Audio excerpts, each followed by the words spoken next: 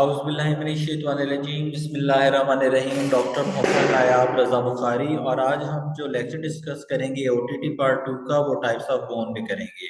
तो there are the 5 types of bone in the human body, जिसको हम ये नाम देते हैं long bone, short bone, flat bone, sesamoid bone and irregular bone.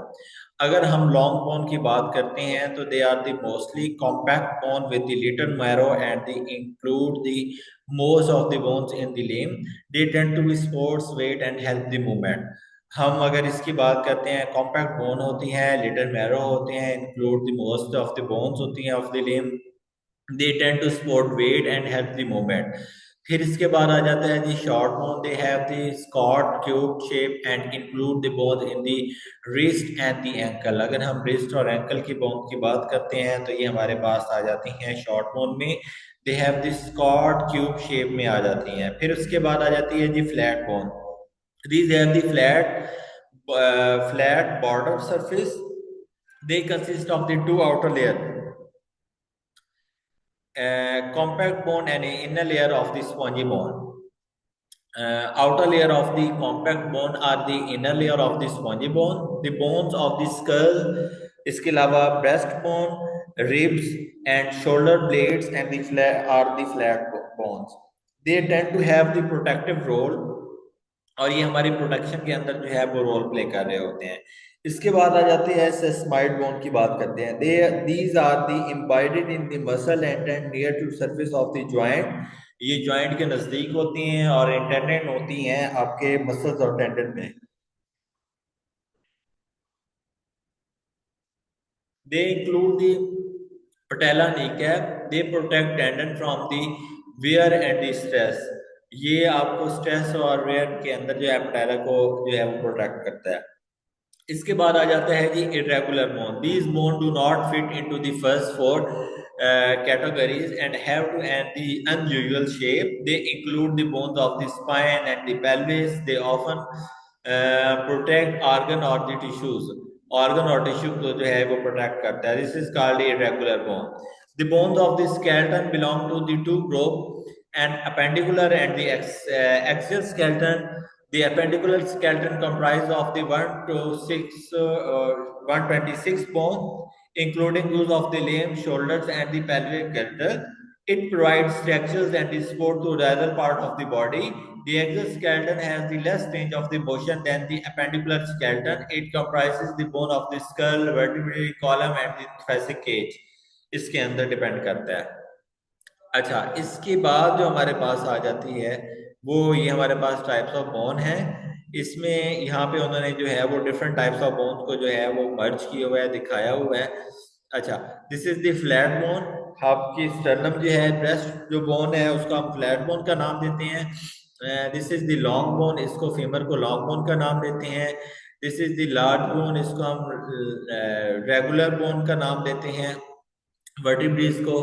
और ये हमारे पास शॉर्टर बोन्स होती हैं, जैसे ये क्यूनिफॉर्म आ जाती हैं। पटेला जो होती है सेस्माइड में आ जाती है,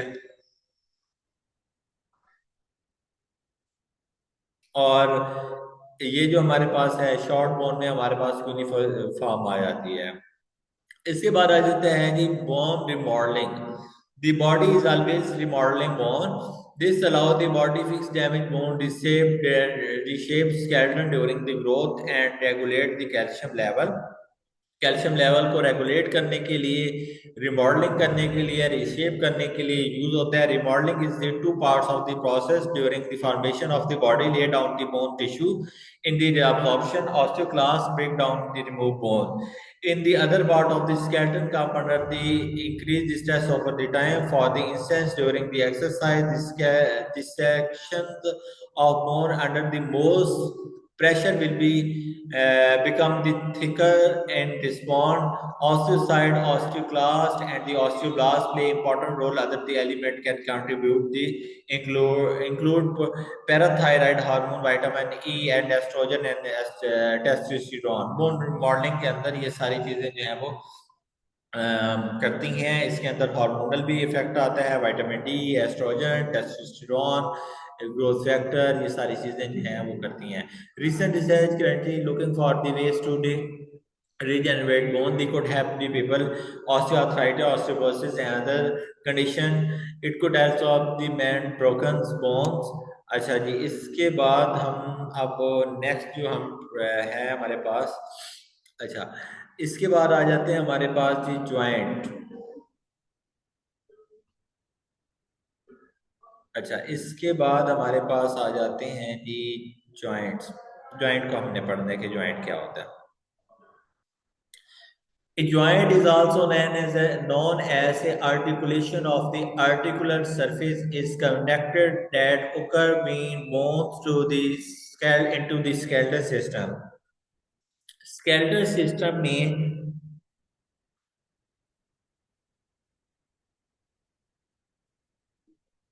दो या दो से ज्यादा बोन्स का आपस में मिलना, उसको हम नाम देते हैं जॉइंट का। जहां पे दो बोन या दो से ज्यादा बोन आपस में मिलती हैं उसको हम जॉइंट का नाम देते हैं। Joint provide the means of the movement, they type the characteristics of the given joint, determine the degree and the type of the movement. Joint can classified based on the structure and the function. The joint help us to rotate and the shoulder, knees, elbows, and the swells of the neck of the and more. By definition, a joint is a point where the bone made to provide the framework and permit the movement. एक joint एक ऐसा point है जहाँ पे framework होता है, जहाँ पे परमिट मूवमेंट को करते हैं और वो आपस में मिलती हैं और मूवमेंट को परमिशन मिलती है। Bones are attach and other by tissue called the ligaments. Muscle are attach to bones through the tendon. Muscle जो बोन्स के साथ अटैच होते हैं वो टेंडन के जरिए होते हैं, और बोन्स टू बोन जो अटैचमेंट होती है उसको हम नाम देते हैं लिगामेंट का। Classification of the joint. There are the two classification of the joint: structure and the functional classification. Structural classification, according to structural classification, joint individual are the three main type: fibrous joint, cartilaginous joint, and the synovial joint. अब ये जो हमारे पास fibrous joint हैं ये fix joint होते हैं, cartilaginous जो होते हैं ये सेमी फिक्स होते हैं, और साइनोवियल जो होते हैं ये फुली मूवेबल जॉइंट होते हैं हमारे पास। अच्छा अब हम बात करते हैं कि what is the fibrous joint. Fibrous joint क्या होता है? Fibrous joint also called the immovable joint. They are found bones, not the flexible, such as joint bone have been fused together such a way that they fix the post part, or permanent example of the skull bone. Skull के अंदर एक line सी होती है जो कि इसको fix कर रही होती है, और ये इमूवेबल ज्वाइंट होते हैं और इसको हम फाइब्रस ज्वाइंट का नाम देते हैं। उसके बाद आ जाता है cartilaginous joint. Partially movable joint होते हैं।